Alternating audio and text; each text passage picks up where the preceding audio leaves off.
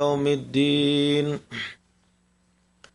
أما بعد فقد قال الحكيم في كتابه الكريم وقوله الحق بسم الله الرحمن الرحيم وما تجزون إلا ما كنتم تعملون إلا عباد الله المخلصين صلوات پڑھی محمد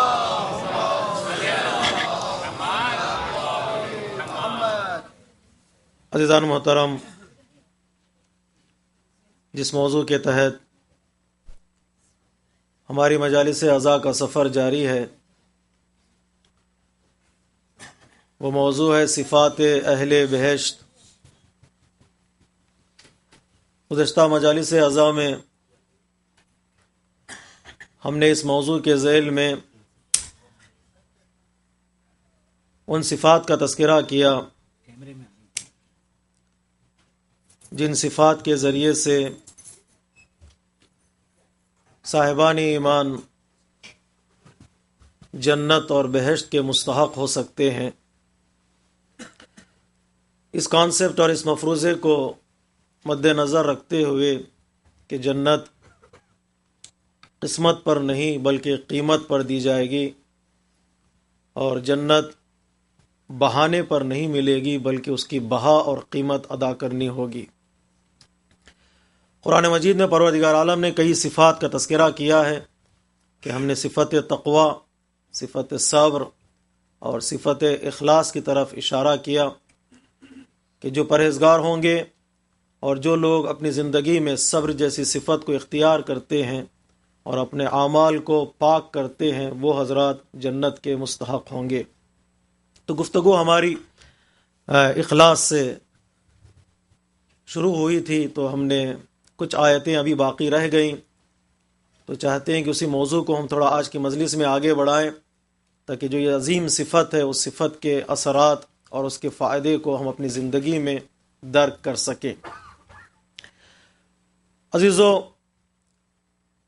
انسان اپنی زندگی میں کامیاب ہونا چاہتا ہے، ترقی حاصل کرنا چاہتا ہے، لیکن وہ اپنی کامیابی اور ترقی کے لیے کچھ چیزوں کو اپنے ذہن میں، کچھ آئیڈیالوجی کو اپنے ذہن میں تیار کر لیتا ہے۔ وہ سوچتا ہے کہ اسی کے ذریعے سے میں زندگی میں کامیاب ہو سکتا ہوں، لیکن پروردگار عالم نے قرآن مجید میں کچھ اصول بتائے ہیں، کچھ قوانین بتائے ہیں، اور انہی قوانین کے تحت انسان کامیاب ہو سکتا ہے۔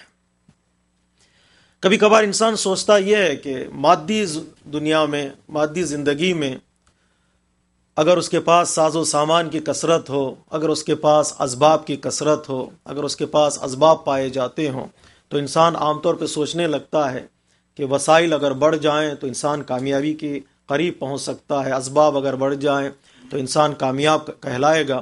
یعنی کامیاب انسان کون ہے؟ اگر کسی سے پوچھا جائے تو لوگوں کے زبانوں پر یہ جملات آشکار ہونے لگتے ہیں، جس کے پاس اسباب ہیں، جس کے پاس وسائل ہیں، جس کے پاس امکانات ہیں، جن کے پاس مادی چیزیں موجود ہیں، وہ انسان اس دنیا میں کامیاب سمجھا جاتا ہے۔ قرآن مجید نے اس آئیڈیالوجی کو اپنے مختلف آیتوں میں مطرح بھی کیا ہے کہ جب قارون کو لوگوں نے دیکھا کہ اس کے پاس وہ چیزیں موجود ہیں جو عام طور سے دنیا کی زینت کے سبب بنتے ہیں، زیورات موجود ہیں، سونا موجود ہے، مال موجود ہے، تو اس مادی چیزوں کو جب لوگوں نے قارون کو دیکھا کہ وہ مادی چیزوں سے لیس ہے اور وہ فخر کرتا ہوا جا رہا ہے، تو کچھ لوگوں نے جب قارون کو اس عالم میں دیکھا، اس حالت میں دیکھا، تو انہوں نے بھی خواہش کا اظہار کیا، یا لیت مثل ما اوتی قارون انہ لذو حظ عظیم، کاش ہمارے پاس بھی یہ چیزیں موجود ہوتی تو ہمارے پاس بھی ایک عظیم نعمت پروردگار کا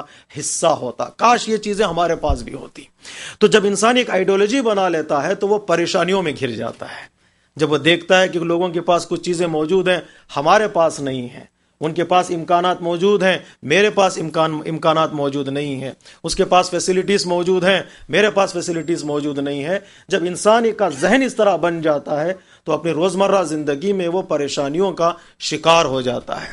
اس لیے علماء کرام نے کچھ راستے بتائے ہیں، ان راستوں کے ذریعے سے انسان اس دنیا میں اپنے آپ کو سکون کے قریب لا سکتا ہے، آسائشوں کے قریب لا سکتا ہے، کامیابی کے قریب لا سکتا ہے۔ وہ راستے کون سے ہیں میں اشارہ کروں گا، اس کے بعد آگے بڑھوں گا، ربط دینا منظور ہے۔ ان راستوں میں سے کئی راستے جو علماء روان شناسی کے علماء جنہوں نے سائیکالوجی میں کام کیا ہے، ان علماء نے کچھ راستے بتائے کہ اگر تم چاہتے ہو کہ مادی دنیا میں رہ کر بھی مادی دنیا سے سوچ کو، اپنے ذہن کو آزاد کر سکتے ہو، سکون حاصل کر سکتے ہو، ان راستوں میں پہلا راستہ یہ ہے کہ انسان اپنی سوچ کو بدلے۔ جس لفظ کا علماء کرام نے استعمال کیا ہے وہ ہے مثبت سوچ، شاید اس کا ہم اگر ترجمہ کریں گے تو پازیٹیو تھنکنگ ہوگی، کہ جب انسان کی زندگی میں یہ سوچ آ جاتی ہے کہ اگر انسان ان چیزوں کو دیکھنے لگے جو چیزیں اس کے پاس ہیں، عام طور سے انسان کی نگاہ ان چیزوں کی طرف جاتی ہے جو چیزیں اس کے پاس نہیں ہیں، لیکن ہمارے علماء کرام کہتے ہیں اس کے بجائے کہ انسان ان چیزوں کی طرف توجہ کرے جو چیزیں اس کے پاس نہیں ہیں تو پریشان ہو جائے گا، ان چیزوں کی طرف توجہ کرے جو چیزیں اس کے پاس موجود ہیں۔ جو چیزیں ہمارے پاس موجود ہیں وہ ان لوگوں کے پاس جو چیزیں دوسری موجود ہیں مادی دنیا میں کئی گنا بہتر ہیں۔ اسے جب کسی سائل نے کہا مولا میری مال کے طور پر مدد کر دیجئے، میں فقیر ہوں، تو امام نے فرمایا جو تمہارے اندر چیز موجود ہے تمہیں اس کا احساس نہیں ہے، وہ چیز ہمیں دے دو، ہم تمہیں مالا مال کر دیں گے۔ تو سائل یہ سمجھ رہا تھا کہ گویا مولا اس کے فقر کا مذاق اڑا رہے، کہ مولا میرے پاس کچھ بھی نہیں ہے، میں فقیر ہوں، لیکن مولا نے فرمایا تمہارے پاس ایسی چیز موجود ہے جس کا تمہیں احساس تک نہیں ہے، احساس کرنے لگو پھر تم فقیر نہیں رہو گے۔ سائل نے پوچھا مولا میرے پاس کیا ہے؟ امام نے فرمایا کیا تمہارے دل میں ہماری محبت نہیں ہے؟ سائل نے کہا مولا آپ کی محبت ہمارے دل میں ہے، تبھی تو ہم آپ کی بارگاہ تک پہنچے ہیں۔ تو امام نے فرمایا وہ محبت ہمارے حوالے کر دو، میں اشارہ کر دوں گا پہاڑ سونے کا ہو جائے گا۔ مولا یہ محبت میں تمہیں دے نہیں سکتا، میں تمہارے حوالے نہیں کر سکتا، یہ میرا سرمایہ ہے، یہ میرا کیپٹل ہے، یہ میرا ایمان ہے۔ تو امام نے فرمایا تم تجارت کرنے کے لیے تیار نہیں ہو تو اس کا مطلب یہ ہے کہ دنیا میں سب سے بڑے امیر تم ہو، تمہیں احساس نہیں ہے کہ تمہارے پاس کیا ہے۔ جس دن یہ احساس ہو جائے کہ تمہارے پاس کیا چیز موجود ہے اس دن تم امیرانہ زندگی گزارو گے۔ صلوات پڑھیے محمد و آل محمد۔ انسان پریشان کیوں ہو رہا ہے؟ اسے پتا نہیں اس کے پاس کیا ہے، نہ اسے اپنی قیمت کا پتا ہے، جو چیزیں انسان کے پاس موجود ہیں وہ چیزوں کا پتا ہے۔ ایک فہرست تیار کرے انسان، ایک لسٹ تیار کرے انسان کہ اس کے پاس کون سی چیزیں موجود ہیں اور کون سی نعمتوں کو پروردگار عالم کی وہ حاصل کر رہا ہے۔ اگر اپنی سوچ کو بدل دیں گے تو انسان یقینی طور پر اس دنیا میں رہ کر بھی سکون کے ساتھ زندگی گزار سکتا ہے۔ دوسروں کے بعض روایتوں میں ہے کہ اس کے بجائے کہ تم یہ دیکھو کہ دوسروں کے پاس کیا ہے، یہ دیکھو کہ تمہارے پاس کیا ہے۔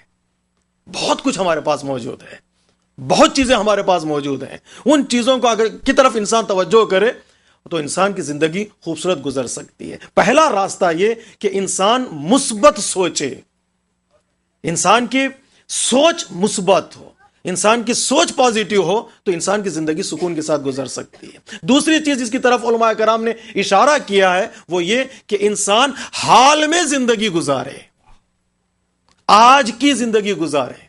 اکثر ہوتا یہ ہے کہ ہم اپنی گزشتہ زندگی کو آج کی زندگی سے ملا لیتے ہیں، یا آئندہ کی آنے والی زندگی کو آج کی زندگی سے ملا دیتے ہیں۔ جب گزشتہ زندگی کو آج کی زندگی سے، آنے والی زندگی کو آج کی زندگی سے ملا دیتے ہیں تو ساری مایوسیاں، ناکامیاں آج کی زندگی سے جڑ جاتے ہیں۔ زمانے تین ہیں، ایک ماضی، ایک حال اور ایک مستقبل۔ تین زمانوں کے الگ الگ ذمہ داریاں ہیں، الگ الگ کام ہیں۔ جو گزر چکا سو گزر چکا، جو آنے والا ہے اس کی کوئی ضمانت نہیں ہے، جو چیز آج ہے وہی میرے پاس ہے۔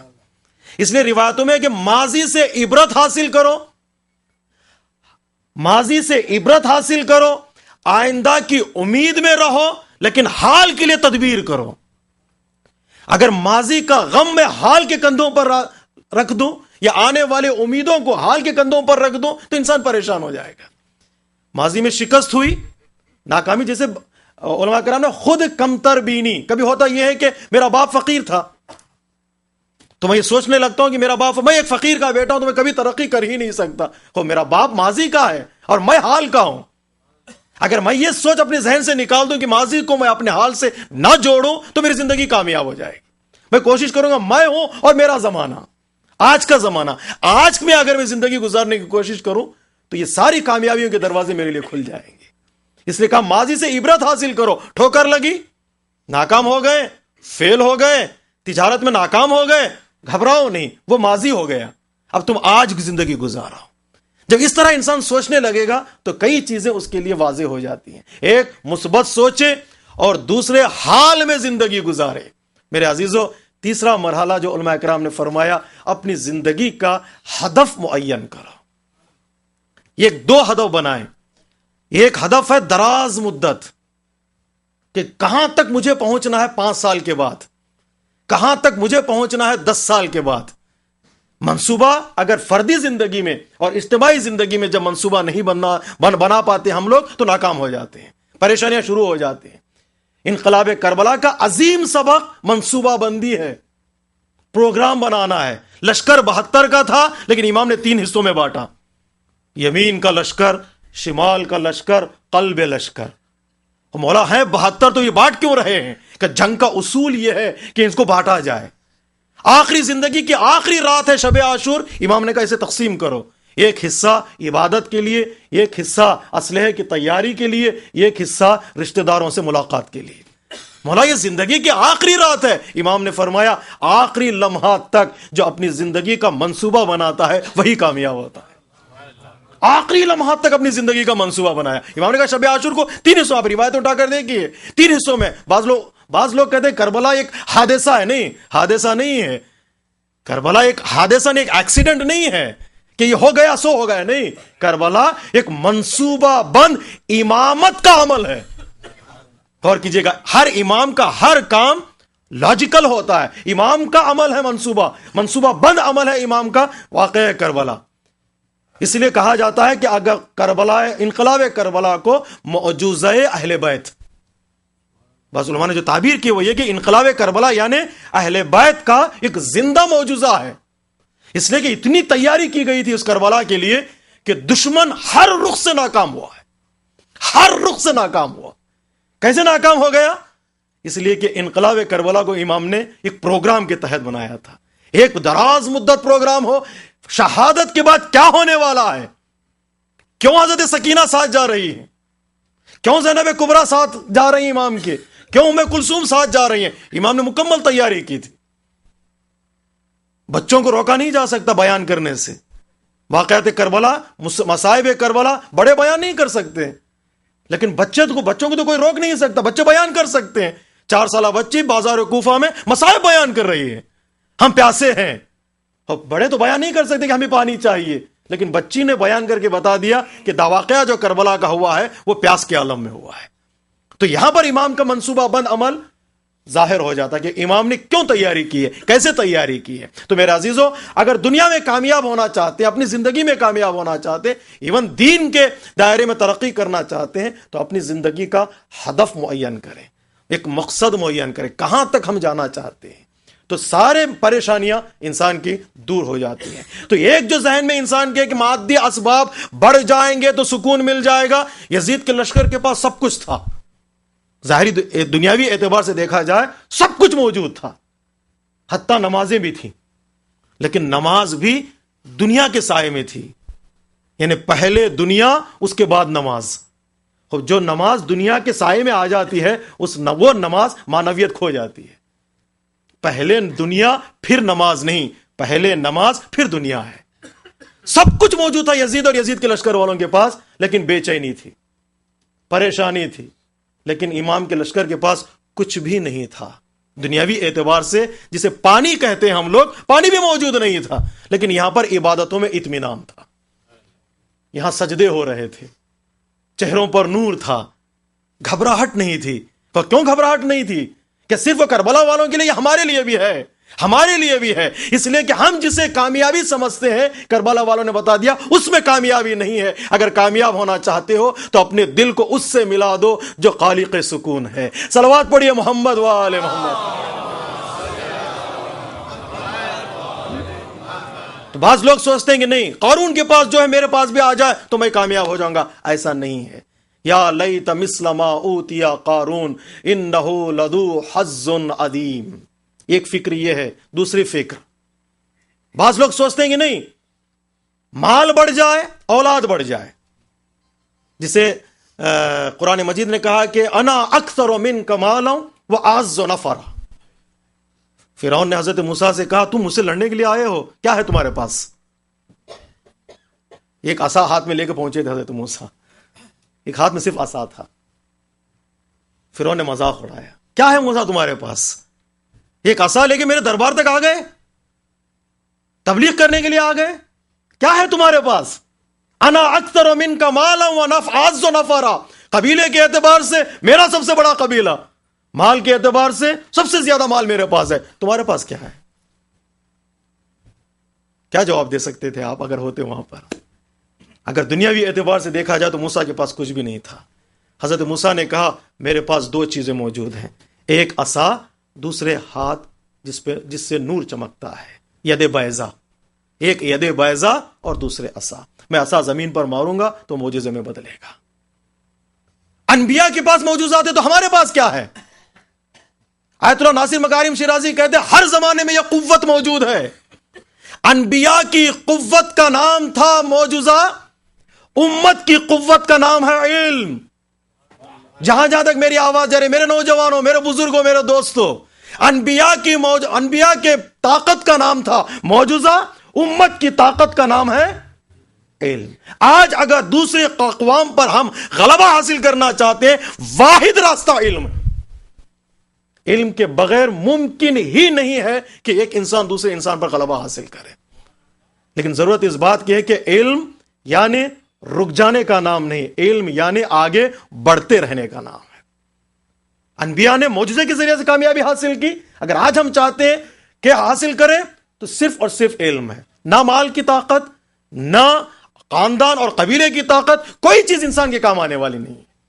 جو چیز کام آئے گی وہ علم ہے. امت کی طاقت کا نام ہے علم. لیکن ضرورت اس بات کی ہے کہ انسان کو احساس ہو جائے کہ اس کے اسے علم کی ضرورت ہے. جاگ رہے ہیں آپ حضرات؟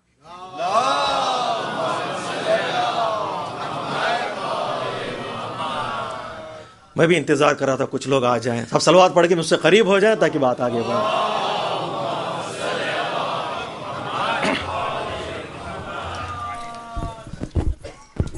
بلند آواز میں صلوات پڑھے محمد و آل محمد.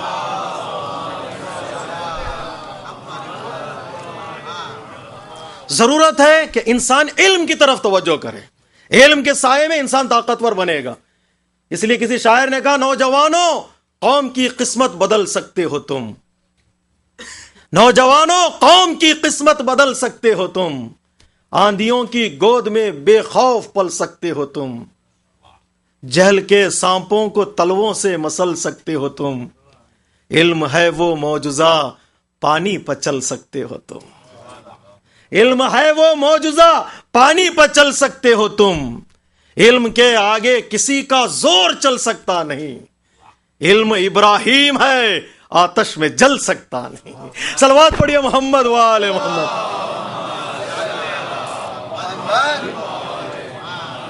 علم کے آگے کسی کا زور چل سکتا نہیں، علم ابراہیم ہے آتش میں جل سکتا نہیں.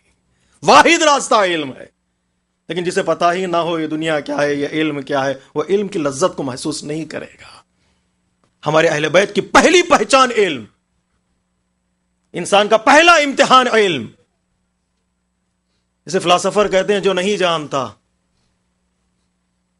اور نہیں جانتا کہ وہ نہیں جانتا، اسے چھوڑ دو. یہ اگر آپ سو رہے ہیں تو یہ میں بتاؤں گا نہیں پھر آپ.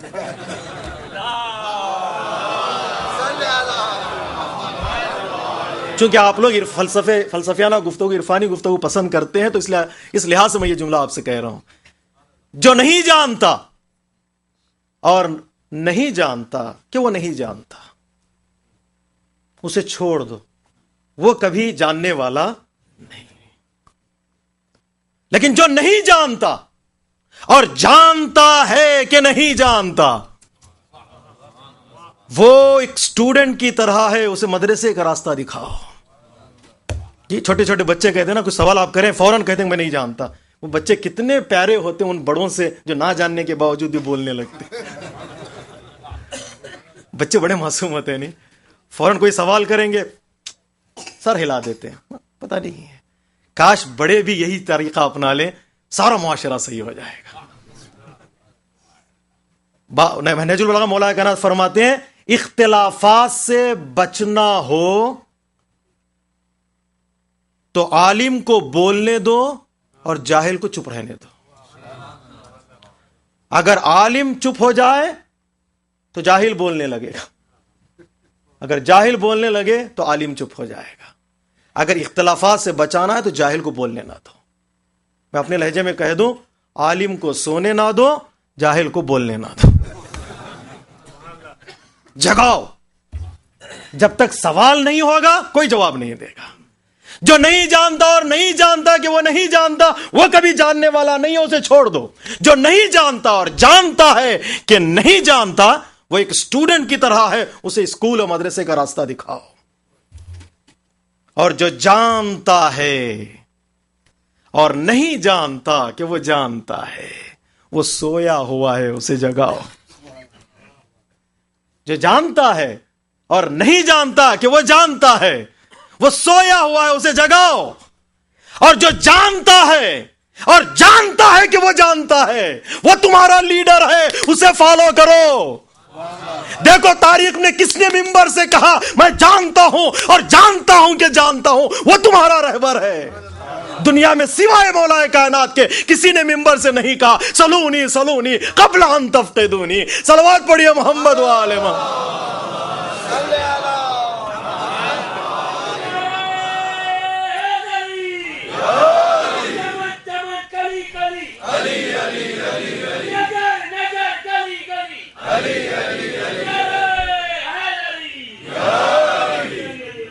جی جو جانتا ہے اور جانتا ہے کہ وہ جانتا ہے، وہ تمہارا لیڈر ہے، اسے فالو کرو. مذہب تشیع کی خصوصیات میں سے یہ خصوصیت یہ ہے کہ مذہب تشیع نے کبھی بھی جاہل کے ہاتھ پر بیعت نہیں کی. جس نے ممبر رسول سے کہا سلونی، ہم نے کہا یہ ہمارا لیڈر ہے، یہ ہمارا رہبر ہے. تو علم آج کی دنیا کا معجزہ ہے. اگر طاقت یا ور بننا چاہتے ہو، سوائے علم کے کوئی اور راستہ ہمارے پاس نہیں ہے. ما انا اکثر منک مالا واعز نفرا، ایسا نہیں ہو سکتا. میں شاید پرسوں کی مجلس میں، دوپہر کی مجلس میں کہا تھا، قرآن مجید نے کہا نہیں، مال وسیلہ ہے، ہدف نہیں ہے. اس لیے یہاں کی کمیٹی والے بار بار اعلان کر رہے ہیں یہ وسیلہ ہے، جاتے جاتے دے کے چلے جاؤ. یہ ہدف نہیں ہے کہ آپ گھر لے جاؤ. مال وسیلہ ہے، ہدف نہیں ہے. قرآن مجید نے کہا وَيْلٌ لِكُلِّ هُمَزَةٍ لُمَزَةٍ الَّذِي جَمَعَ مَالًا وَعَدَّدَ يَحْسَبُ أَنَّ مَالَهُ أَخْلَدَ. کچھ لوگ پیسہ جمع کرتے ہیں، بار بار گنتے ہیں. قرآن مجید کہتا ہے وَعَدَّدَ یعنی بار بار گنتے، رات میں گن کے رکھتے ہیں، صبح اٹھتے بھی دوبارہ گنتے ہیں. اور بینکوں میں بھی لکھا ہوا ہے کاؤنٹر پر، جانے سے پہلے گن لو، اگر نکل گئے تو پھر ہماری ذمہ داری نہیں. ان کو بھی پتا ہے یہ گنے گا، ان کو بھی پتا ہے یہ گنے گا. قرآن دیکھیں نفسیاتی آیتیں ہیں قرآن مجید کے. الذی جمع مالا وعدد، یہاں تو قرآن کہہ رہا ہے پیسہ جمع کیجئے. پیسے جمع کرنے کا اسلام مخالف نہیں ہے. اگر اسلام مخالف ہوتا تو پھر بینک سسٹم اسلام میں کبھی نہ ہوتا، قرض الحسنے کا سسٹم کبھی نہ ہوتا، خمس دو کبھی حکم نہ ہوتا. اس لیے کہ پیسہ ہو تو خمس دے، پیسہ ہو تو زکات دے. حج واجب کبھی نہ ہوتا، پیسہ ہو تو حج پہ جائیں گے. زیارت مستحب کبھی نہ ہوتی، پیسہ ہو تو زیارتوں پہ جائیں گے. مسجدیں بنانے کا ثواب کبھی نہ ہوتا، پیسہ ہوگا تو مسجدیں بنائیں گے. امام بارگاہ کی تعمیر کا ثواب کبھی نہ ہوتا، پیسہ ہے تو بنائیں گے. اسلام پیسہ کمانے کا مخالف نہیں ہے. کون کہتا ہے اسلام اس دنیا میں پیسے کا مخالف ہے؟ نہیں، جھوٹ کہتے ہیں وہ لوگ. پیسے کا مخالف نہیں ہے. اسلام کی ابتدا میں پیسہ بھی کام آیا ہے. جی حضرت خدیجہ نے اپنا سارا مال لٹایا ان لوگوں کو جذب کرنے کے لیے جو اس ذریعے سے دین میں داخل ہونا چاہتے تھے. آج بھی ہمارے لیے قرآن میں حکم ہے مؤلفۃ قلوبہم، لوگوں کے دلوں کو نرم کرنے کے لیے ایک وسیلہ ہے پیسہ. نان مسلم سے اگر تبلیغ کرنا ہو، ایک پیسہ بھی ایک ذریعہ ہے ان کے دلوں کو اسلام کی طرف راغب کرنے کے لیے. کماتے صبح ہیں لیکن کب کہاں خرچ کریں، اگر سیکھنا چاہتے ہو تو حضرت خدیجہ کے دروازے پر آ جائیں۔ ہزاروں مالدار تھے مکے میں، لیکن نام آج احترام کے ساتھ لیا جاتا ہے تو ایک خاتون کا لیا جاتا ہے، وہ حضرت خدیجہ ہے۔ پیسہ بہت لوگوں کے پاس تھا، کہاں خرچ کیا، کب خرچ کیا، اس کے لیے بھی ذہن چاہیے۔ اس لیے جو اکنامک میں کام کر رہے ہیں وہ لوگ کہتے ہیں کمانا آسان ہے لیکن کہاں کب خرچ کرنا مشکل ہے، اس کے لیے بہت بڑا ذہن چاہیے، بہت بڑا ذہن چاہیے۔ کہاں انویسٹ کرنا ہے، انویسٹ کہاں پر کریں، بہت بڑا ذہن چاہیے۔ اکثر لوگ بزنس میں ناکام ہو جاتے ہیں اس لیے کہ انویسٹمنٹ ان کا خراب ہوتا ہے، لیکن حضرت خدیجہ نے دین میں انویسٹ کیا، جب تک دین رہے گا نام باقی رہے گا۔ بس سارے فضائل کو میں نے بتا دیا، دین میں انویسٹ کیا، جب تک دین باقی رہے گا نام باقی رہے گا۔ اس لیے پروردگار عالم نے کہا انا اعطینا کل کوثر، ہم کوثر عطا کر رہے ہیں رسول تمہیں۔ کس کی آغوش کو کوثر بنا دیا پروردگار عالم نے کہ کوثر کو قبول کر سکے، وہ سوائے حضرت خدیجہ کے اور کوئی آغوش نہیں، جو فاطمہ کی ماں بن گئی۔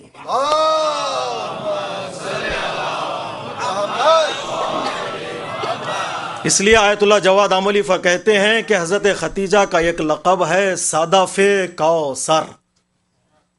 صدف کوثر، کوثر در ہے، موتی ہے، وہ موتی جہاں پر ٹھہرا ہوا ہے اسے کہتے ہیں صدف، اور وہ صدف کا نام ہے خدیجہ۔ اور پروردگار یوں جن کی نیتیں پاک ہوتی ہیں اجر عطا کرتا ہے۔ انا اعطیناک الکوثر، علم معجزہ ہے۔ تم قرآن نے کہا نہیں، بار بار گنتے ہیں، ہو یہاں تک صحیح ہے، گنو تمہاری مرضی، لیکن اس کے بعد قرآن نے کہا یحسب ان مالہ اخلدا، وہ گمان یہ کرتے ہیں کہ مال انہیں بچا کر لے جائے گا، ایسا ممکن نہیں۔ بعض لوگوں نے کہا نہیں قبیلہ چاہیے، قرآن نے کہا نہیں، خاندان و قبیلہ بھی تمہارے کام آنے والا نہیں ہے۔ سلمان فارسی اکیلے ہیں، ایک امت سے بہتر ہے۔ ابو ذر اکیلے، ایک امت سے بہتر۔ حضرت ابراہیم اکیلے، ایک امت ہے۔ بعض لوگ اکیلے ہوتے ہیں لیکن ایک امت ہوتے ہیں، کیوں؟ اس لیے کہ ان کے پاس صفات کا لشکر پایا جاتا ہے اکیلے لیکن ایک امت ہے۔ ابراہیم اکیلے، ایک امت۔ سلمان فارسی اکیلے، کسی نے پوچھا تیرے باپ کا نام کیا، تیرے دادا کا نام کیا ہے سلمان فارسی سے، سلمان فارسی نے سر کو جھکا لیا، اس لیے کہ اصحاب چاہتے یہ تھے کہ ان کے باپ کا نام سنیں گے، دادا کا نام سنیں گے تو زرتوش تھے، آگ کی پوجا کرنے والے تھے، جب نام بتائیں گے تو ہم ہنسیں گے۔ تھوڑی دیر سوچا سلمان فارسی نے، کہا انا سلمان وابن الاسلام والقرآن، میں سلمان ہوں، اسلام اور قرآن کا بیٹا ہوں۔ جواب سن کر اصحاب ناراض ہو گئے، یہ کیا ہے، کتنا غرور ہے۔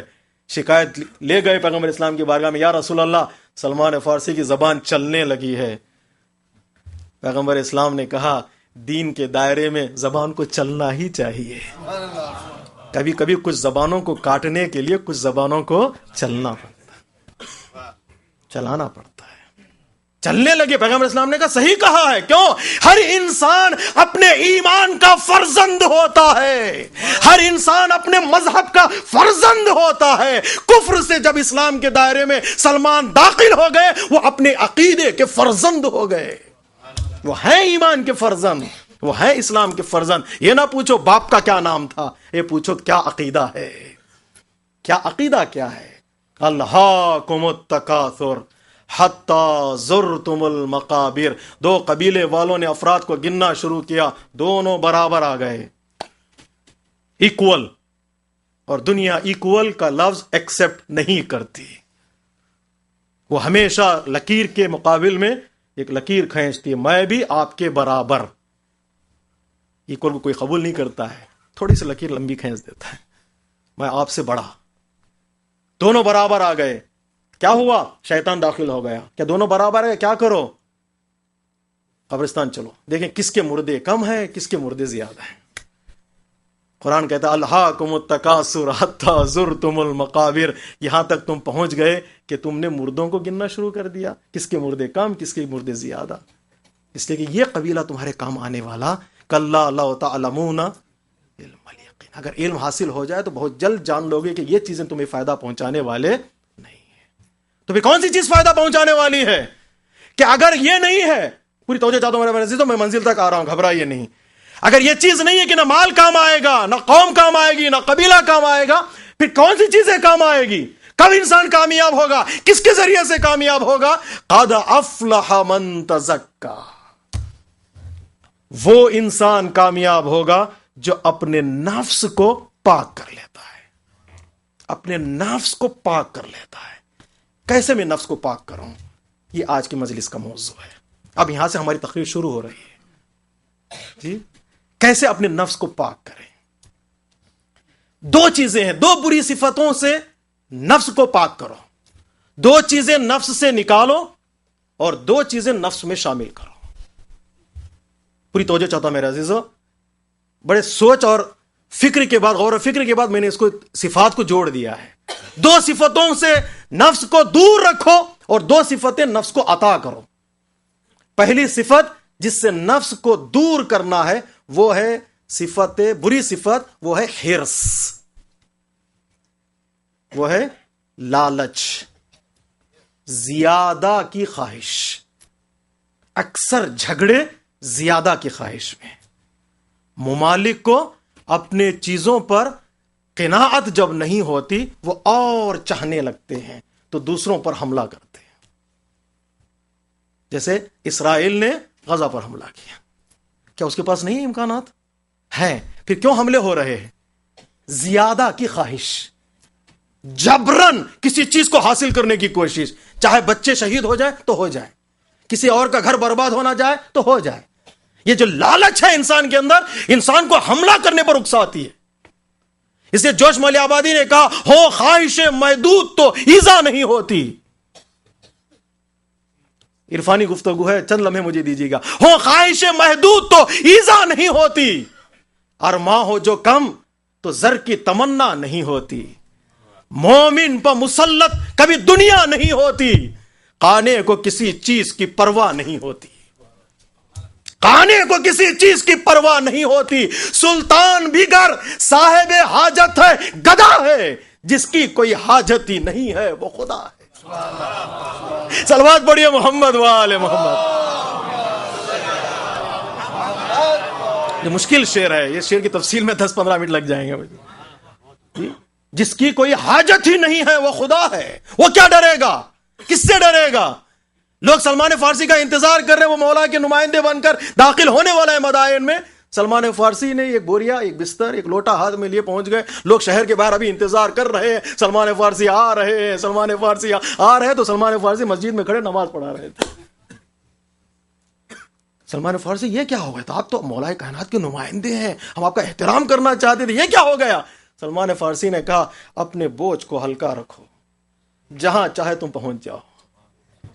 اگر میں شہر میں داخل ہوں، تم کہو گے نہیں ہم آپ کو نہیں مانیں گے، تمہیں کہاں جاؤں؟ تم کہو انکار کرو، قبول کرو یا نہ کرو، بلاؤ یا نہ بلاؤ، میرا سارا ساز و سامان اتنا ہے، جب کہہ دو چلے جاؤ میں نکل جاؤں۔ بوجھ کو اپنے ہلکا کرو۔ قانے اگر انسان ہو جاتا ہے تو کسی پر ظلم نہیں کرتا، جب حرص بڑھ جاتی ہے تو ظلم کرنے لگتا ہے۔ اس لیے قرآن مجید نے کہا حرص بہت بری صفت ہے، صرف ایک ہی مقام پر حرص کی اجازت ہے، وہ ہے علم۔ ایک ہی مقام پر حرص کی اجازت ہے، کوئی کبھی نہیں کہہ سکتا کہ مجھے کافی ہے، نہیں۔ تمام سب سے بڑی بری صفت ہے، لیکن جہاں علم کی بات آئے گی تو حاصل کر لو، اس لیے کہ وہاں حرص کی اجازت ہے، لیکن بہت بری صفت ہے۔ کہتے ہیں اشعث، محمد بن اشعث تاریخ کا سب سے بڑا حریص انسان گزرا ہے۔ محمد بن اشعث تاریخ کا سب سے بڑا حریص انسان۔ اسے پوچھا گیا کیوں تجھے دنیا حریص کہتی ہے؟ محمد بن اشعث نے کہا اس لیے کہ ایک دن پرندے اڑ رہے تھے تو میں کپڑا لے کر پرندوں کے نیچے دوڑ رہا تھا۔ تو لوگوں نے پوچھا کیوں دوڑ رہے تھے؟ کہا اگر پرندہ انڈا دے تو زمین پر نہ گرے، وہ میرے کپڑے میں آ جائے۔ جہاں جہاں پرندے جا رہے تھے میں بھی جا رہا تھا، تو لوگوں نے مجھے حریص کا ٹائٹل دے دیا۔ بہت لالچ ہے مجھ میں۔ پوچھنے والے نے پوچھا کیا تم نے اپنی زندگی میں تم سے بڑا حریص کسی کو دیکھا ہے کہ اس سے بڑا حریص آپ ڈھونڈ سکتے ہیں؟ تو محمد بن اشعث نے کہا ہاں میں نے دیکھا ہے۔ جب میں دوڑ رہا تھا کپڑا نیچے پرندوں کے نیچے لیے، جب میں واپس گھر آیا تو میرے کسی دوست نے دخل الباب کیا۔ کہا کون؟ کہا میں تیرا دوست ہوں۔ کہا کیا چاہیے؟ کہا تجھے جو انڈے ملے تھے نا اس میں سے 2 مجھے دے دینا۔ مجھے انڈے ملے تھے پرندوں کے 2 مجھے دے دینا۔ تو محمد بن اشعث نے کہا میرا دوست مجھ سے بھی بڑا حریص نکلا، مجھ سے بھی بڑا حریص نکلا۔ اس لیے کہ ہرس وہ لالچ، وہ بیماری ہے جب انسان کے اندر داخل ہو جاتی ہے تو انسان کے ذہن و دماغ کو اور سوچنے کے انداز کو یہ صفت چھین لیتی ہے. صرف اور صرف اسے بچانا ہے، ہرس سے بچانا ہے نفس کو. کیوں انسان گناہ کرتا ہے؟ اگر نصیحتوں میں آ جاؤ تو پھر وقت میرا نکل جائے گا. کیوں گناہ کرتا ہے؟ کیوں دوسروں کی دیواروں کو پھاندنے کی کوشش کرتا ہے؟ کیوں اپنی لمٹ کراس کرنے کی کوشش کرتا ہے؟ یہ ہرس ہے، یہ لالچ ہے. کیا اس کے پاس وہ چیزیں موجود نہیں ہیں؟ پھر کیوں جا رہا ہے؟ پھر کیوں جا رہا ہے؟ اس لیے کہ اس کے پاس وہ لالچ ہے. وہ لالچ اور ہرس اسے اکساتی ہے ان چیزوں کی طرف کہ جاؤ. اس کے نفس کو اس ہرس سے کنٹرول کرو. ایک. دو، کس چیز سے کنٹرول کرے؟ نفس کو ایک ہرس سے کنٹرول کرو اور دوسرے کنجوسی اور بخیلی سے کنٹرول کرو. اسی صفت کو دل سے نکال دو. ہرس سے کنٹرول کرو گے تو نفس گناہوں کی طرف نہیں جائے گا. اگر کنجوسی سے اسے بچاؤ گے، بخیلی سے اسے بچاؤ گے تو وہ نیکیوں کی طرف آئے گا. اور کیجئے گا، مال میں بخیلی بری صفت ہے، نیکیوں میں بخیلی اچھی صفت ہے. سناٹا چھایا ہوا ہے. نیکیوں میں بخیلی کا مطلب یہ نہیں ہے کہ انسان نیکیوں کو بچا لے. نیکیوں میں بخیلی کا مطلب یہ ہے کہ جہاں نیکی نظر آئے تم انجام دو، دوسروں کو موقع نہ دو. جہاں نظر آئے کبھی یہ نہ سوچو کہ دوسرا کر لینے دو، نہیں، وہاں بخیل بن جاؤ. نیکی نظر آئے تو خود اپنے ہاتھوں میں لے لو، کسی اور کو موقع نہ دو. اس لیے کہ جب تک تم انجام دینے کی کوشش نہیں کرو گے اس وقت تک نفس تمہارا پاکیزہ نہیں ہو سکتا. وقت میں بخیل بنو، نیکیوں میں بخیل بنو. اپنے وقت کو صرف کرنا ہو تو سوچو کہاں صرف کر رہے ہو، کیسے صرف کر رہے ہو. کہیں ایسا نہ ہو گھنٹوں میں کھڑا رہو، وقت نکل جائے بعد میں پچھتانا پڑے. نہیں، وقت کے صرف کرنے میں بخیل بنو، نیکیوں کے انجام دینے میں بخیل بنو. یعنی نیکیاں جہاں نظر آئے اٹھا لو. لیکن اگر مال کا مسئلہ آئے سخی بن جاؤ. تو دو صفتوں کے درمیان، ہرس اور بخیلی کے درمیان جو عظیم صفت ہے وہ قناعت، اسے اپنا لو تاکہ نفس تمہارا پاکیزہ ہو جائے. ہرس اور بخل کے درمیان ایک صفت. بخیلی بہت بری صفت ہے، مال میں آ جائے بہت بری صفت ہے. ایک صاحب کنویں میں گر گئے، ڈوب رہے تھے. انہوں نے آواز بلند کی، بچاؤ بچاؤ. لوگ ان سے جو گزر رہے تھے تو کہہ رہے تھے کہ ہاتھ دے دو، ہاتھ دے دو، ہم بچا لیں گے. وہ صاحب ہاتھ دینے کے لیے تیار ہی نہیں تھے بخیل.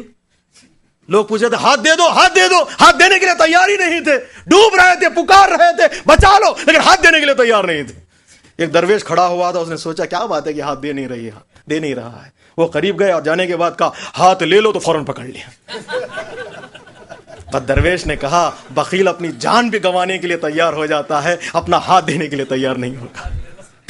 وہ ہاتھ دینے کے لیے تیار نہیں، کہ اسے بہت پیارا ہوتا ہے مال. اگر مال میں آ جائے بخیلی سب سے بری صفت ہے. اگر نیکیوں میں آ جائے کہ انسان خود انجام دینے کی کوشش کرے، اپنے دائرے میں اس کو گھیر لے، اس سے بہترین صفت کوئی نہیں ہے. نفس کو دو بری صفتوں سے بچاؤ. آ رہا ہوں عرفانی گفتگو کی طرف. ایک ہرس، دوسرے بخل. اور دو صفتیں اسے عطا کرو. ایک افلاس. افلاس یعنی نفس کو فقیر بناؤ، نفس کو بھوکا رکھو. وہ جو چاہے اسے عطا مت کرو. اگر عطا کرتے چلو جاؤ گے تو وہ دیواریں پھاندتا چلا جائے گا. اللہ اکبر. اے علی تیرا کلام بھی علی ہے. نفس کو بھوکا رکھو. وہ مانگے دے دو گے تو اور مانگنے لگے گا، اور مانگنے لگے گا. اس سے کہو تجھے نہیں ملے گا.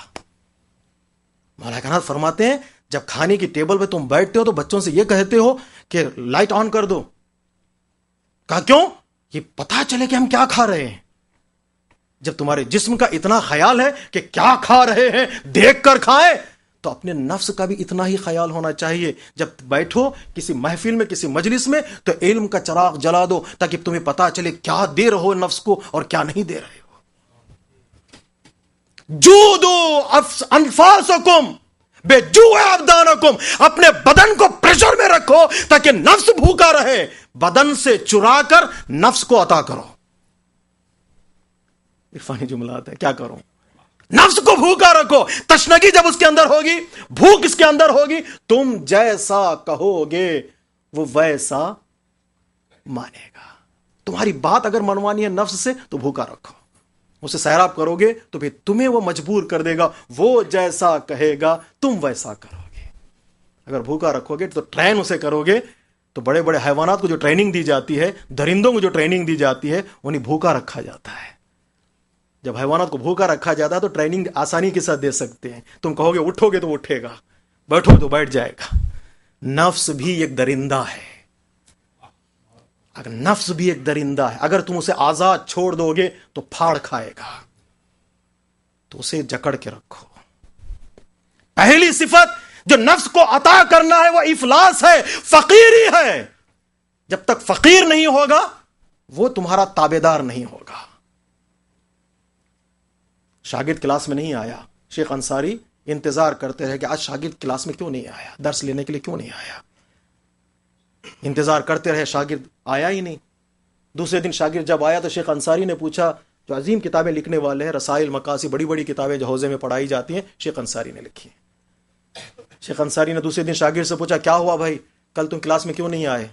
तो शागिर्द ने कहा, आका बहुत सर्दी थी तो मैं समझा अच्छा कोई नहीं आएगा तो मैं भी नहीं आया। शेख अंसारी ने कहा, जब तुम आज आ रहे थे तो किसी फकीर को देखा जो दरवाजे पर खड़े कुछ मांग रहा था। तो उसने कहा, मैंने देखा उस फकीर को दरवाजे पे खड़ा कुछ मांग रहा था। शेख अंसारी ने कहा, क्या उसको सर्दी नहीं है, वो क्यों मांग रहा था। शागिर्द ने कहा, आका आज वो मांगेगा नहीं तो खाएगा क्या। तो शेख अंसारी ने कहा, जिस फकीर को अपने बदन की भूख का इतना ख्याल है कि वो सर्दियों की परवाह नहीं कर रहा है, काश तुझे उतने ही रूह की भूख का ख्याल हो जाता तो तू भी सर्दी की परवाह ना करता, तू भी सर्दी की परवाह ना करता। कुछ चीजें चाहिए था नफ्स को देना है, कुछ चीजें चाहिए नफ्स को रोकना, वो रोकना था। अगर तू रूह का शागिर्द बन जाता तो एक लम्हे के लिए भी दूर ना होता। उसे भूख अता करो, इल्म की भूख हो, मारिफत की भूख हो, इरफान की भूख हो, फलसफे की भूख हो, लेकिन वो जो चाहे उसे मत दो, जो चाहे मत। इफलास में गिरफ्तार करो नफ्स को। माफी चाहता हूं, इस मरहले तक मैं आ गया। जो दूसरी सिफत नफ्स को अता करना है ताकि नफ्स कीमती बने, हुआ इखलास।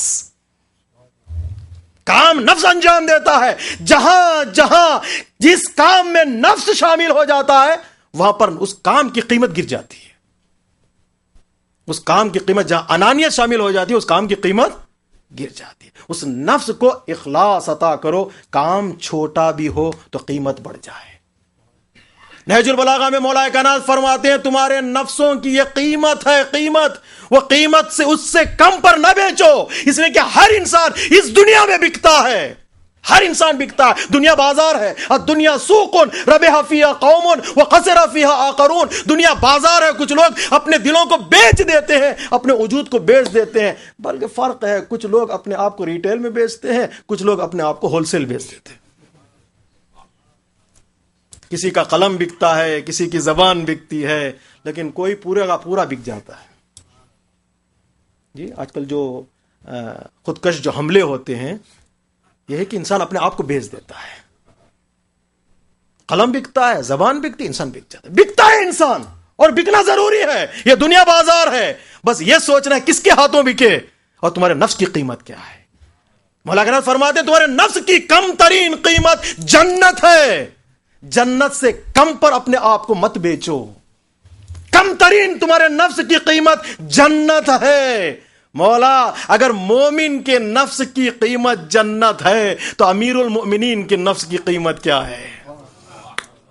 मौला आपने फरमाया मोमिन के नफ्स की कीमत जन्नत है, उससे कम पर मत बेचो। मौला आपके नफ्स की कीमत क्या है। तो मौला कायनात ने कहा, अगर मेरे नफ्स की कीमत जानना चाहते हो तो शबे हिजरत आ जाओ। मैं बेच नहीं रहा हूं, वो खरीद रहा है, वो जन्नत नहीं दे रहा, अपनी मर्जी अता कर रहा है। सलवात पढ़िए मोहम्मद वाले मोहम्मद।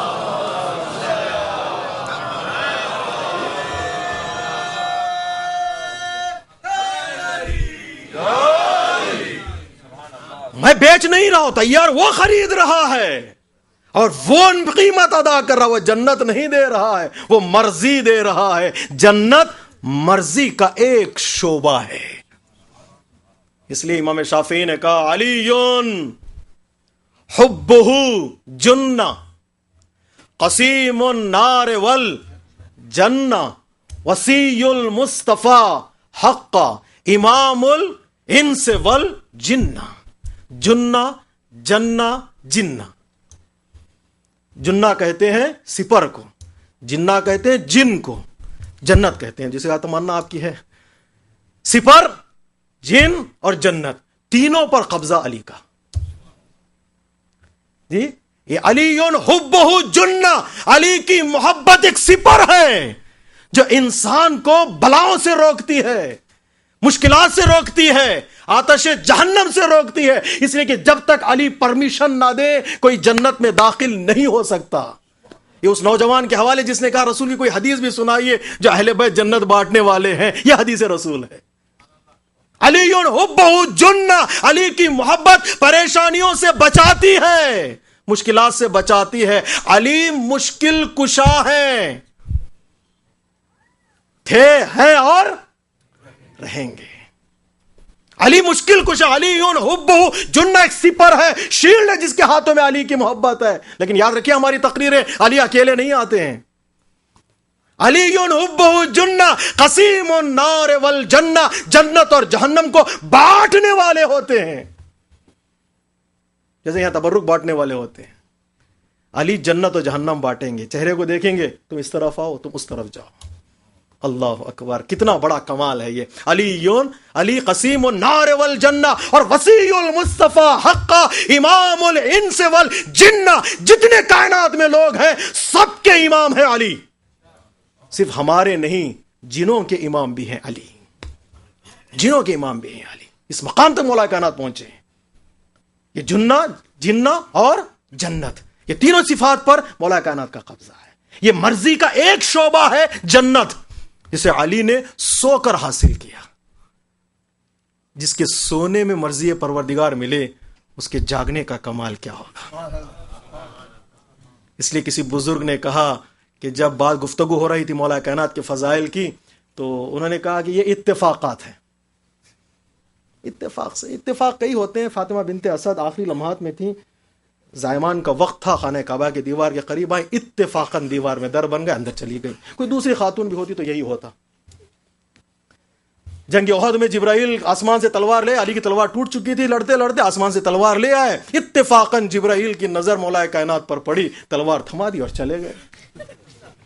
جنگ خیبر میں مولا کائنات کی چہرے پر پیغمبر اسلام کی اتفاقاً نظر پڑ گئی اور انہوں نے علم دے دیا. اتفاقاً غدیر میں علی کی عادت یہ تھی کہ ہمیشہ پیغمبر اسلام کے پہلو میں بیٹھتے تھے. انہوں نے کہا من کنت مولا، فوراً علی کے چہرے پر نظر پڑی، علی کو اٹھا دیا، کہا ھذا علی مولا. وہ بھی اتفاق ہے، یہ بھی اتفاق ہے. تو شیعہ عالم نے جواب دیا سارے اتفاقات کو ضد کیوں ہے کہ علی کی ذات میں ہی جمع ہو جائے. صلوات پڑھیے محمد وآل محمد. جی سارے اتفاقات کو ضد کیوں ہے؟ دیکھیں جملہ سنیے گا، اس کے بعد میں اپنا جملہ کہوں گا. سارے اتفاقات کو ضد کیوں ہے کہ وہ علی کی ذات ہی میں جمع ہو جائے. کبھی اس طرف بھی تو کوئی اتفاق ہو، کبھی اس طرف تو کوئی اتفاق ہو. میرے عزیزو، جس کے اتفاقات میں اتنا کمال ہو تو اس کے حقائق میں کتنا کمال ہوگا. صلوات پڑھیے محمد وآل محمد.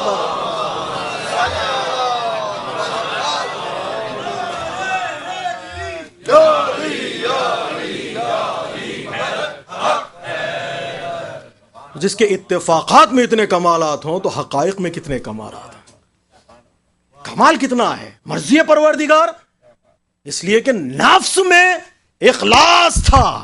پیغمبر اسلام نے پوچھا علی میرے بستر پر سو جاؤ گے؟ مولا کائنات نے یہ نہیں پوچھا میرے پاس شجاعت ہے. اکثر ہوتا ہے نا جب کسی کے پاس کمال ہوتا ہے تو وہ اکڑ جاتے ہیں. پیغمبر مولا کائنات چاہتے تو یہ پوچھ سکتے تھے پیغمبر اسلام سے. میرا تصور ہے، معافی چاہتا ہوں اگر کسی کو برا لگے تو، لیکن تصور نتیجہ اچھا ہے تو کچھ دیر لمحے مجھ برداشت کر لی. مولا کائنات چاہتے تو یہ پوچھ سکتے تھے یا رسول اللہ کتنے لوگ آنے والے ہیں مارنے کے لیے؟ 40 قبیلے کے 40 لوگ تلواریں لیے کھڑے تھے گھر کے باہر، تو 40 لوگ تو مولا کائنات کہہ سکتے تھے نا ابھی یہ تو 35-40 لوگ ہیں اور علی جو ہے شجاع ہے، میں دیکھ لوں گا، آپ نکلیے باہر۔ یقین مانیے جس علی نے اپنے بچپن میں کفار و مشرکین کو پریشان کیا تھا، وہ جوانی میں مولا کائنات ان کا مقابلہ کر سکتے تھے۔ جنگ بدر میں، جنگ احد میں آدھے سے زیادہ کفار کے قتل کرنے والے علی۔ نہج البلاغہ میں مولا کائنات نے کہا اے معاویہ مجھے تو للکار رہا ہے جنگ کے لیے، کاش تو اپنے اجداد کو یاد کر لے، ان کو مارنے والا میں ہی ہوں۔ نہج البلاغہ مولا کائنات نے تو اپنے اجداد کو، ماموں کو، چچا کو یاد کر لے، ان کو مارنے والا میں ہی ہوں، اور جس تلوار سے مارا تھا وہ تلوار بھی میرے پاس ہے، ہاتھ بھی میرے پاس ہے، تلوار بھی میرے پاس ہے۔ علی کو جنگ کے لیے مت اکسانا، اگر تقوی پرہیزگاری نہ ہوتی تو علی بھی دکھا دیتے تمہیں جنگ کسے کہتے ہیں، جنگ کسے کہتے ہیں علی بھی بتا سکتے ہیں۔ وہ تلوار موجود، وہ ہاتھ، مولا کائنات کہہ سکتے یا رسول اللہ آپ نکلیے میں دیکھ لیتا ہوں، اور یقین مانیے کامیاب ہو جاتے مولا کائنات۔ مولا کائنات کی شجاعت پر اتنا بھروسہ، لیکن پیغمبر اسلام کی زبان سے نکلا تھا کیا سو جاؤ گے، پھر مولا کائنات نے اپنی زبان نہیں کھولی، شجاعت کو اطاعت پر قربان کر دیا۔ بس آپ کے ذہنوں تک کربلا کا میسیج بھی ہو جائے گا، شجاعت کو اطاعت پر قربان کر دیا۔ یہ ادا پروردگار کو اتنی پسند آئی، اے فرشتوں جاؤ اب علی کی اطاعت کرو۔ ایک فرشتہ سرہانے کھڑا ہو جائے، ایک فرشتہ آئندے کھڑا ہو جائے، علی کی حفاظت کرو، اس لیے کہ علی نے شجاعت کو قربان، یہ نہیں پوچھا کہ میں دیکھ لوں گا، کہا زبان سے نکلا تھا پیغمبر اسلام کے سو جاؤ تو سو گئے، رات بھر جاگنے والے بھی سو گئے، چونکہ پیغمبر اسلام نے کہا تھا سو جاؤ۔ اللہ اکبر۔ جوش ملے آبادی نے کہا جس روز مدینے کو سدھارے تھے پیمبر، اس روز برادر کی جگہ پر تھا برادر، ہر چند کے تیغوں کی چمک تھی سر بستر، سوتا تھا بڑے چین سے تانے ہوئے چادر۔ جس کے اندر ڈر ہوتا ہے وہ سکڑ جاتا ہے۔ سوتا تھا بڑے چین سے تانے ہوئے چادر، فضائل کے الگ الگ گوشے انشاءاللہ کبھی اور۔ سوتا تھا بڑے چین سے تانے ہوئے چادر، جس روز مدینے کو سدھارے تھے پیمبر، اس روز برادر کی جگہ پر تھا برادر، ہر چند کے تیغوں کی چمک تھی سر بستر، سوتا تھا بڑے چین سے تانے ہوئے چادر۔ دنیا میں کوئی ایسا جری ہو نہیں سکتا جس طرح یہ سوئے تھے، کوئی سو نہیں سکتا۔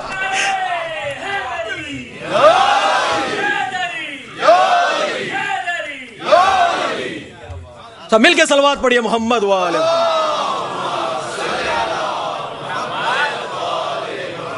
جس طرح یہ سوئے تھے کوئی سو نہیں سکتا، بستر احمد شب ہجرت یہ دیتا تھا صدا، اے علی مردوں کو یوں ہی نیند آنا چاہیے۔ جی اے علی مردوں کو یوں ہی نیند آنا چاہیے۔ کس کی بنیاد پر یہ شرف، کس کی بنیاد پر ملا؟ اخلاص، نیت اتنی صاف رکھو کہ ایک نیند مرضی پروردگار خرید لے۔ میں نے شاید گزشتہ سال آپ کی خدمت میں کہا تھا، یاد ہے مجھے، کہ ایک علی کی ایک فضیلت ہے، ایک رات کی نیند کی وجہ سے مرضی خرید لی، ایک انگوٹھی دی آیت آ گئی، ایک انگوٹھی دی، ایک سورے کی تبلیغ کی مبلغ اسلام بن گئے، ایک ضربت لگائی، ایک ضربت ثقلین کی عبادت سے بہتر ہو گئی، ایک جنگ خیبر میں قلعہ فتح کیا آپ نے، آپ علمدار اسلام بن گئے۔ ایک اکھیری فضیلت ہے، اگر گننا شروع کریں ایک ایک فضیلتوں پر علی مرتضیٰ نے ساری آیتوں کو لے لیا۔ کیوں؟ اس لیے کہ خلوص پایا جاتا ہے۔ آیت نازل ہونے کے بعد ہزاروں انگوٹھیاں بانٹی گئیں، کوئی آیت نہیں آئی۔ خواہش میں بٹنے والی چیزیں انسان کو فائدہ نہیں دے سکتی۔ ہزاروں انگوٹھیاں بانٹی گئیں۔ بس قرآن اور اہل بیت کے درمیان ایک عظیم رشتہ ہے، یہ عمل کرتے ہیں تو آیت آتی ہے، آیت آتی ہے تو سوائے ان کے کوئی عمل کرنے والا بھی نہیں ملتا۔ انگوٹھی والی آیت یہ ہے کہ جب علی نے عمل کیا تو آیت آئی۔ نجوا کی آیت وہ آیت ہے آنے کے بعد علی نے عمل کیا، تو دونوں آیتیں یہ بتا رہی ہیں یا ان کا قرآن مجید سے عظیم رشتہ ہے. قرآن اگر لفظ ہے تو ان کی ذات مانا, قرآن اگر تحریر ہے تو اہل بیت تصویر. دیکھتے جا, پڑھتے جاؤ, دیکھتے جاؤ, پڑھتے جاؤ, دیکھتے جاؤ, تاکہ زندگی حسین ہو جائے. بڑا خوبصورت رابطہ ہے قرآن اور اہل بیت میں. آیت سے پہلے عمل کیا تو آیت آ گئی, آیت آنے کے بعد سوائے علی کا, آیت نجوا اسی آیت کریمہ قرآن مجید میں, سوائے علی کے کسی نے عمل نہیں کیا. آج مسلمانوں کے لیے کوئی موقع بھی نہیں ہے کہ وہ عمل کریں, اس لیے پیغمبر اسلام چاہیے پھر بات کرنے کے لیے. اور بعض مسلمانوں نے تو بات کرنا بھی حرام قرار دیا, یہ توفیق بھی ان کے ہاتھوں سے چلی. جی وہابیت کا یہ ہے نا, یہ توفیق بھی ان کے ہاتھوں سے چلی. عمل کیا تو آیت آئی, آیت آئی تو سوائے ان کے کوئی عمل کرنے والا نہیں. آیت اللہ جواد عملی کہتے ہیں قرآن مجید میں بعض آیتیں ایسی ہیں جن پر صرف علی لکھا ہوا ہے. آئے انگوٹھی والی آیت سوائے علی کے نام کے, اور کوئی اس میں شریک نہیں ہے. بعض آیتوں کی تفسیر میں سوائے علی کے کوئی اس آیت کریمہ کی ذیل میں نہیں. تبھی تو ہم جا کے ان کو امام مانتے ہیں. کس کی وجہ سے؟ اخلاص. سائل نے آواز دی, ہے کوئی میری مدد کرنے والا؟ علی نے اشارہ کیا, انگوٹھی لے گیا. اس اخلاص کی بنا پر پروردگار عالم نے کہا جاؤ انما ولیکم اللہ ورسولہ والذین آمنوا الذین یقیمون الصلاۃ ویؤتون الزکاۃ وہم راکعون. پھر بھی اللہ نے سب کے لیے دروازہ کھلا رکھا ہے. زکوٰۃ دینا چاہتے ہو دیتے رہو, علی کے ثواب کے سائے میں تم کو بھی ہم ثواب دے دیا کریں. اس کے ثواب, ان کے ثواب کے سائے میں, اخلاص کی بنا پر. معافی چاہتا ہوں میں یہاں تک لے آیا آپ کو. کل کی مجلس میں کچھ فائدے ہم نے بتائے تھے, آج کی مجلس میں اگر اشارہ مجھے اجازت دیں گے 5 منٹ اور میں آپ کے لیے.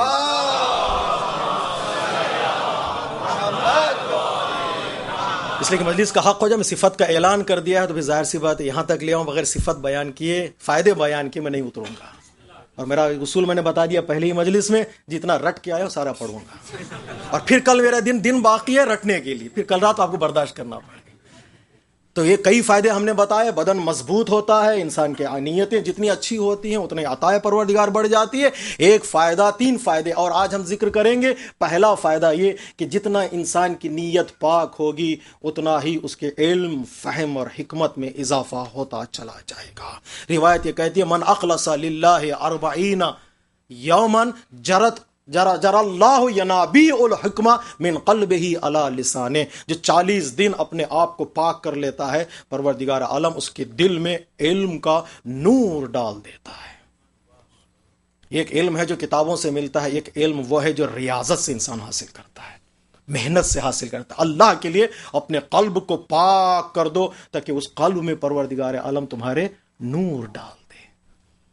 ہشام بن حکم سے چھٹے امام نے فرمایا,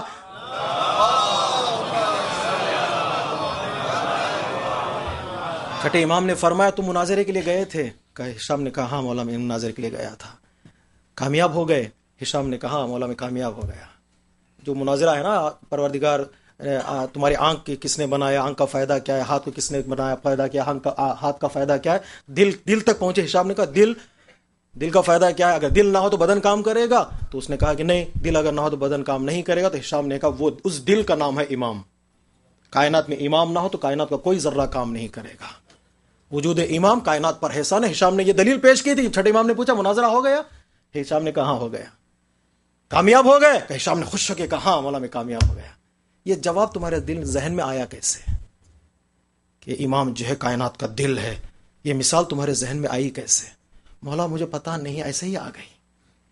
امام نے کہا اگر تمہاری نیت پاک ہو, زبان تمہاری ہوگی, لفظ ہمارے ہوں گے. اس سے بڑا اخلاص کا کیا فائدہ بیان کر سکتا ہوں؟ اگر تمہاری نیت پاک ہو تو زبان تمہاری ہوگی, لفظ ہمارے ہوں گے. بحرین میں ظالم بادشاہ نے ایک طریقہ اپنایا مذہب تشیع کی توہین کے لیے. ایک انار میں کچھ نام ظاہر ہو گئے تھے, خلفاء کے نام. ایک سانچہ بنایا گیا تھا, اس سانچے میں انار کے, جب انار چھوٹا تھا, بیج تھا اس کا, درخت پر کلی تھی, تو اس پر ایک سانچہ بٹھا دیا گیا. جب جو ہے انار بڑھتا گیا اور اس سانچے کے نام جو ہے وہ انار میں آنا شروع ہو گئے, خلفاء کے نام, مذہب اہل سنت کو ثابت کرنے کے لیے کہ پروردگار عالم نے ایک معجزہ دکھلایا ہے کہ انار میں خلفاء کے نام آ گئے. مذہب تشیع کے علماء کو بلایا گیا, آؤ جواب دو. مذہب تشیع کے علماء نے دیکھا واقعی انار میں جو نام نظر آ رہا ہے. یہ کیا ہو گیا مذہب ہے تو یہ کیسا معجزہ ہے؟ وقت لیا، 3 دن کے بعد ہم جواب دیں گے۔ علماء کرام نے گڑ گڑایا امام زمانہ سے، مولا آئیے، دربار میں کہا تھا ہم 3 دن کے بعد اس کا جواب دیں گے۔ 3 دن تک انہوں نے اعمال بجا لائے، مولا امام زمانہ کو آواز دی، مولا آپ بچائیے، آپ کا دین ہے، آپ کا مذہب ہے، کیا جواب دیں، ہماری سمجھ میں نہیں آ رہا ہے، کوئی سوال ہو تو جواب دیا جا سکے۔ تو 3 دن کے بعد امام تشریف لائے۔ بحرین کی مشہور ہے، دیکھیے بحرین کے ساتھ دشمنی آج کی نہیں ہے، بحرین پر نظر دشمنان اہل بیت کی پہلے سے تھی، اور آج بھی بحرین کو جو تباہ کرنے کی کوشش کی جا رہی ہے، اس لیے کہ بعض جگہوں پر بحرین میں امام کا ظہور ہوا ہے، امام کے اثرات اور نقش قدم بحرین میں موجود ہیں۔ اللہ صلی اللہ مولا کیا جواب دے؟ امام نے فرمایا آج فلاں فلاں اس کے صحابی کے گھر جاؤ، درباری کے گھر جاؤ، سپاہی کے، اس کے گھر میں ایک سانچہ رکھا ہوا فلاں صندوق میں، وہ سانچہ اٹھا کے لے آؤ، پتا چل جائے گا جواب۔ امام نے جواب دے دیا تو خوش ہو گئے شیعہ کے علماء، جو ہے بہترین جواب ہمیں مل گیا، اب ہم دربار جائیں گے۔ ویسے ہی ہوا، میں تفصیل میں جانا نہیں چاہتا، جو کیا اس کے درباری کے گھر پہ حملہ کیا گیا، دیکھا اس صندوق میں سانچہ رکھا ہوا تھا، جس کے ذریعے سے پتا چل گیا کہ دھوکہ تھا۔ لیکن ایک شیعہ عالم نے امام سے پوچھ لیا، مولا ہم 3 دن تک گڑ گڑاتے رہے، کاش آپ جلدی آ جاتے۔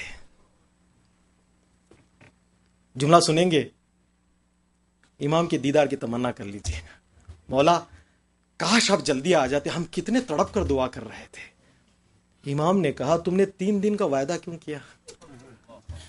جب میرے آنے پر اتنا ہی یقین تھا تو 3 دن کا تم نے وعدہ کیوں کیا؟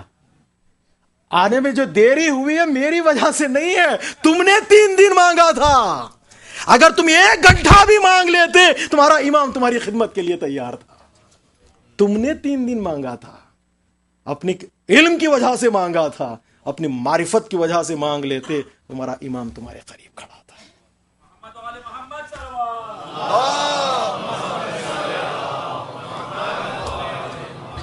تمہارا امام تمہارے قریب کھڑا تھا۔ معافی چاہتا ہوں، آپ کی آنکھوں میں آنسو آ گئے، ہمارے استاد کہتے ہیں آنکھوں میں آنسو آ جائے تو مصائب پڑھ دو۔ من اخلص للہ 40 یوما، 40 دن اپنے دل کو خالص کرو تو پروردگار دل میں معرفت اور علم ڈال دیتا ہے۔ نور ہے علم، معرفت نور ہے، پروردگار جسے عطا کرنا چاہتا ہے عطا کر دیتا ہے، مفت میں نہیں، ریاضت کے بدلے میں۔ نیتوں کو پاک کرو، لفظ استعمال کیا پیغمبر اسلام نے، من اخلص للہ۔ اور آخری حدیث، آخری فائدہ، چھٹے امام نے ابان بن تغلب سے کہا، ابان جاؤ اعلان کر دو ہمارے معاشرے میں، من قال لا الہ الا اللہ مخلصا وجبت لہ الجنہ۔ موضوع سے بھی مرتبط ہے یہ حدیث۔ ابان بن تغلب جاؤ معاشرے میں اعلان کر دو، جو 1 مرتبہ لا الہ الا اللہ کہے گا اس پر جنت واجب ہے۔ ابان بن تغلب جا نہیں رہے ہیں۔ امام نے کہا، ابان میں نے تم سے کہا ہے کہ جاؤ اعلان کر دو کہ جو 1 مرتبہ لا الہ الا اللہ کہے گا اس پر جنت واجب ہے۔ ابان ٹس سے مس نہیں ہوتے، پریشان، جاؤں کہ نہ جاؤں؟ امام نے پوچھا کیا ہو گیا ابان، جا کیوں نہیں رہے ہو، تم میرے صحابی ہو؟ ابان بن تغلب نے کہا، مولا اگر میں یہ حدیث کہہ دوں معاشرے میں تو آپ کی ولایت کا کیا ہوگا، آپ کی امامت کا کیا ہوگا، ہمارے عقیدے کا کیا ہوگا، امامت اور ولایت کا جو ہمارے پاس عقیدہ ہے اس کا کیا ہوگا؟ ہم تو علی ولی اللہ کی بات کر رہے ہیں، آپ کہہ رہے لا الہ الا اللہ، جو 1 مرتبہ لا الہ الا اللہ کہے گا اس پر جنت واجب۔ مولا امامت کا کیا ہوگا، محبت کا کیا ہوگا، مودت کا کیا؟ سوال کر لیا ابان نے، ورنہ ہمارے لیے پریشانیاں ہو جاتی۔ مولا کیا ہوگا ہماری مودت کا، ہماری محبت کا کیا ہوگا؟ امام نے فرمایا، اے ابان، جس کے دل میں ہماری محبت ہوگی آخری لمحات میں اسی کی زبان سے نکلے گا لا الہ الا اللہ۔ توحید کی بنیاد تک پہنچنے کے لیے وسیلہ امامت ہے۔ چھٹے امام نے فرمایا، ابان جس کے دل میں ہماری محبت ہوگی تو آخری لمحات میں اسی کی زبان سے نکلے گا لا الہ الا اللہ۔ جاؤ کہہ دو، 1 مرتبہ کہہ دے تو جنت اس پر واجب ہے، لیکن بنیاد دل میں محبت چاہیے، اگر وہ نہیں ہے تو نہیں۔ نوجوان تڑپ رہا تھا مرض کی وجہ سے، آخری لمحات تھے، پیغمبر اسلام کو آواز دی، یا رسول اللہ یہ نوجوان بہت تڑپ رہا ہے، دم نہیں نکل رہا ہے، بہت بے چین ہے۔ پیغمبر اسلام نے کہا، کیا اس کی ماں زندہ ہے؟ کہاں یا رسول اللہ اس کی ماں زندہ ہے، کہ اس کو بلاؤ۔ ماں قریب آئی، پیغمبر اسلام نے کہا کیا تو اس سے ناراض ہے؟ ماں نے کہا ہاں یا رسول اللہ، میں اس سے بہت ناراض ہوں، اس نے بہت تکلیف دی ہے مجھے۔ پیغمبر اسلام نے کہا معاف کر دو۔ کہا یا رسول اللہ بہت ستایا ہے اس نے۔ پیغمبر اسلام نے اس کی آنکھوں سے پردے کو ہٹایا، بچے کو دکھایا کہ یہ آگ میں جل رہا ہے، اسے کہتے ہیں تجسم اعمال، کہ نوجوان وہ آگ میں جل رہا تھا جہنم کی۔ پیغمبر اسلام نے کہا کیا تو راضی ہے کہ تیرا بچہ آگ میں چلا جائے؟ ماں نے کہا نہیں یا رسول اللہ میں راضی نہیں ہوں، میں نے معاف کر دیا۔ ماں ہوتی ہے جی، بچہ جتنا بھی ماں کو ستائے پریشان کرے، ماں کہے گی جا میں نے معاف کر دیا، جہاں جینا چاہتے ہو جی لو، اس لیے اس کو ماں کہتے ہیں۔ یا رسول اللہ میں نے معاف کر دیا۔ ہمارے علماء کرام نے کہا ہے کہ اگر انسان کی جو خطا کار ماں ہے وہ ناراض ہو جائے تو بچہ جنت میں جا نہیں سکتا، اور جن ہستیوں سے رسول کی ماں ناراض ہے وہ جنت کی امید ہی نہ کریں۔ جن سے رسول کی ماں، کون ہے رسول کی ماں؟ فاطمہ ام ابیہا،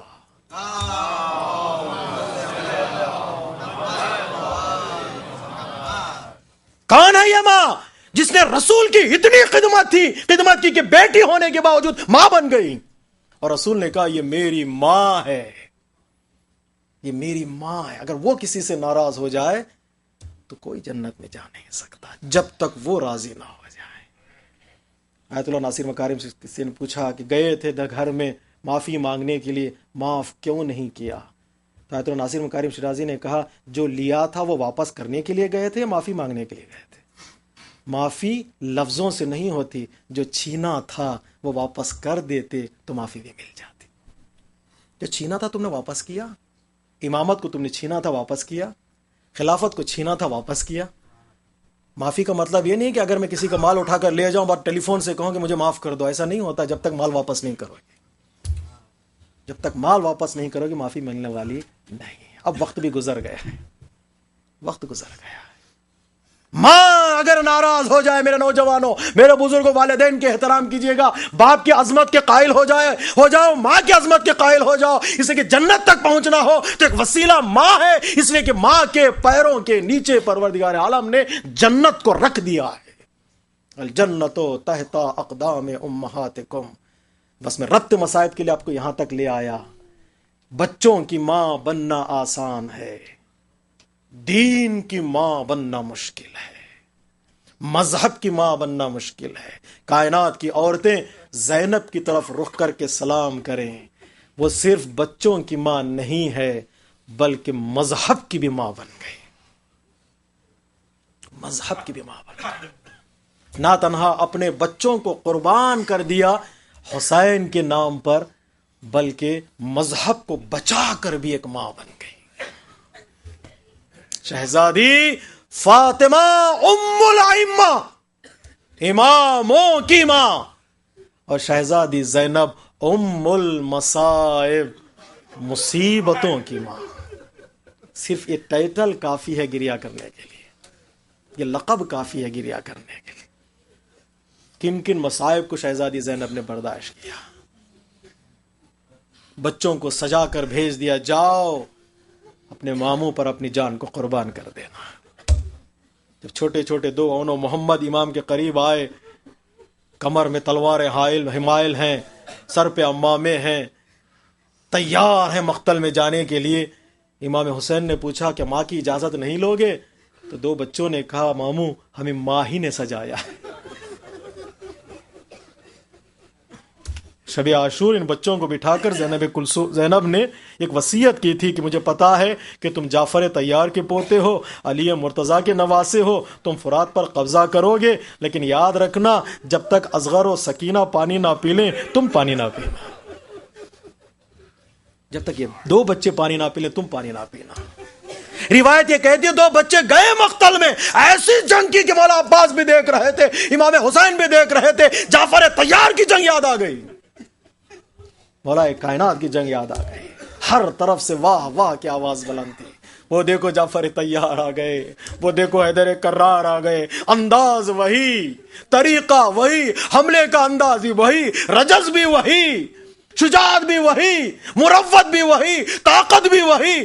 دشمن دھوکہ کھا رہے تھے کہ یہ جوانی کے عالم میں ہم نے جعفر طیار و مولا کائنات کو دیکھا تھا، ان کا بچپن ہم نے نہیں دیکھا تھا. آج نظر آ رہا ہے کہ بچپن میں جعفر طیار کیسے لگتے تھے، بچپن میں حیدر کرار کیسے لگتے تھے. آن محمد کی جنگ انہوں نے دیکھی، رجز انہوں نے پڑھا، کتنا لڑتے یہ 3 دن کے بھوکے اور پیاسے. دشمنوں نے گھیر لیا ان بچوں کو، بچے گھوڑے سے گرنے لگے. آواز دی یا مولا ادرکنی، یا آقا ادرکنی، مولا ہماری مدد کیجئے، آقا ہماری مدد کیجئے. عباس و حسین تیزی کے ساتھ ان دونوں بچوں کے سرانے پہنچے، اپنے ان کے سروں کو اپنے زانوں پہ رکھا. امام نے پوچھا آخری وصیت کیا ہے میرے پیاروں، بتاؤ، یہ تمہارے ماموں کے پر بڑا گراں وقت ہے، آخری وصیت بتا دو تمہاری کیا ہے. پتا ہے بچوں نے کیا کہا؟ مولا ہماری ماں سے کہہ دینا کہ ہم نے فرات پر قبضہ کیا لیکن ایک قطرہ پانی کا نہ پیا. مولا ہماری ماں سے کہہ دینا ہم نے فرات پر قبضہ کیا، ایک قطرہ پانی کا نہ پیا، کہ ہمارا دودھ بخش دے. 2 بچے اس دنیا سے گئے، ایک کو عباس نے اٹھایا، ایک کو حسین نے اٹھایا، خیمے کے قریب لے آئے. فضا نے کہا شہزادی تمہارے بچے آ گئے، خون میں نہائے ہوئے تھے، بھوکے اور پیاسے بچے خیمے کے باہر. حسین نے دونوں بچوں کو لٹا دیا، ایک طرف آن ایک طرف محمد. زینب خیمے سے باہر نکلی، علی کی طرح زینب ان دونوں بچوں کے درمیان میں بیٹھ گئی، اپنے زانوؤں کو مقتل میں رکھا، ایک ہاتھ آن کے سینے پر، ایک ہاتھ محمد کے سینے پر، اور اپنی پیشانی خاک پہ رکھی. ربنا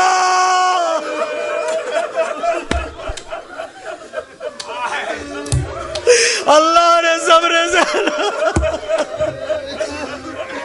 اللہ نے صبر زینب نے سجدہ کیا دشت کربلا میں اور کہا ربنا تقبل منا انک انت السمیع العلیم. پروردگار زینب کی قربانی کو قبول کر لے. وعدہ کیا کہ میں تم پر گریہ نہیں کروں گی. میں نے وعدہ کیا ہے ماں سے اگر زینب روئے گی تو اپنے بھائی اسے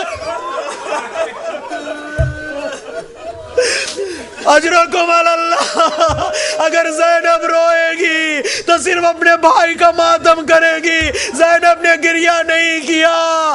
ارے کربلا سے قافلہ رواں ہوا، زینب نے گریہ نہیں کیا. کوفے کے بازار میں زینب نے سروں کو دیکھا، زینب نے گریہ نہیں کیا.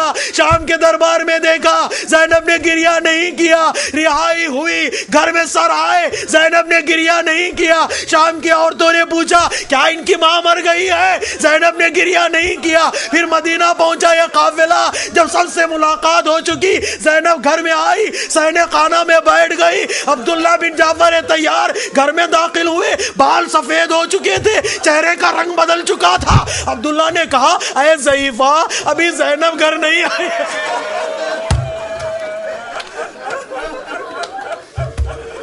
مصائب کی راتیں آ گئی ہیں، ازاداروں گریہ کر لو، حق گریہ ادا ہو جائے. آخری امام کو پرسہ دینا ہے. ایک مرتبہ عبداللہ نے کہا اے ضعیفہ ابھی زینب گھر نہیں آئی ہے. زینب نے مڑ کے دیکھا، عبداللہ کیا تم نے بھی نہیں پہچانا؟ عبداللہ کیا تم نے بھی نہیں پہچانا؟ ارے میں زینب ہوں، میں علی کی بیٹی. زینب روتے روتے گھر میں داخل ہوئی، اس کمرے کے قریب گئی جہاں محمد نماز پڑھا کرتے تھے، مصلے بچھے ہوئے تھے. زینب بیٹھ گئی، کہے میرے بچوں ارے زینب کو معاف کرنا، ارے یہ زینب.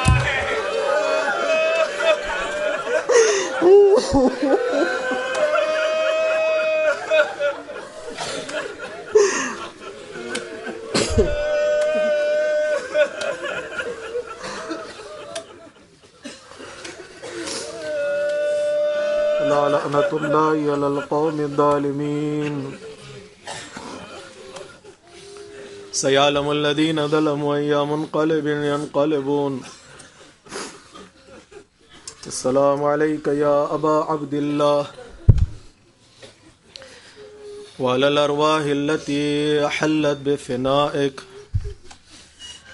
عليك مني سلام الله أبدا ما بقيت وبقي الليل والنهار ولا جعله الله آخر العهد مني لزيارتكم. السلام على الحسين وعلى علي بن الحسين وعلى أولاد الحسين وعلى أصحاب الحسين. ماتم حسين.